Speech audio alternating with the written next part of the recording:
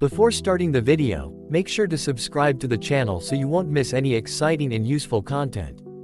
Also, don't forget to leave a comment, like, and share to support our efforts. On the morning of January 19, 1996, in a small alley in Nanjing, China, a female sanitation worker woke up early to begin her daily routine. The night before, strong winds had swept through the area, leaving the streets in worse condition than usual. The small alley was filled with piles of garbage, and the stench was overwhelming. As she reached a dark corner at the end of the alley, she noticed a large plastic bag tied tightly at the opening. The bag appeared to be quite new, not something used for typical trash.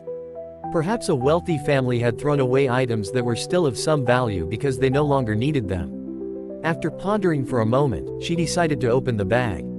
The dim morning light combined with the damp and musty atmosphere of the alley made it hard to see.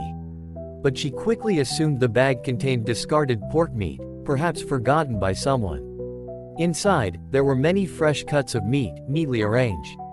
Deciding not to let it go to waste, she took the bag home. At home, she opened the bag and began removing the pieces of meat, planning to wash them thoroughly and cook a hearty meal for her family. Carefully washing each piece, she thought to herself that this must have come from a restaurant. However, as she reached the last pieces of meat, she was horrified to discover 3 human fingers at the bottom of the bag. This chilling discovery marked the beginning of an investigation into a horrifying and unprecedented murder case.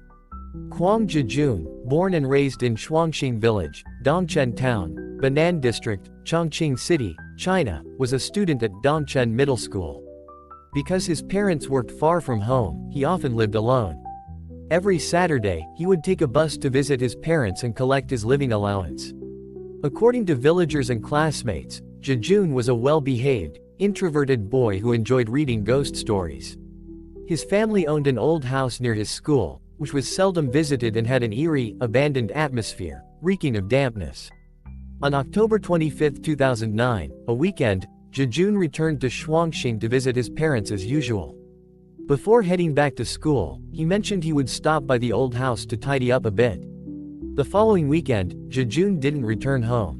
Worried, his father, Huang tried calling him but received no answer.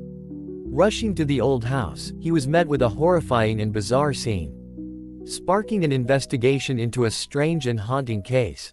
To uncover the full story of these 2 chilling cases, click the link below to watch the complete video and find the answers for yourself. Don't forget to like, share, and subscribe to the channel to stay updated with more exciting and informative content.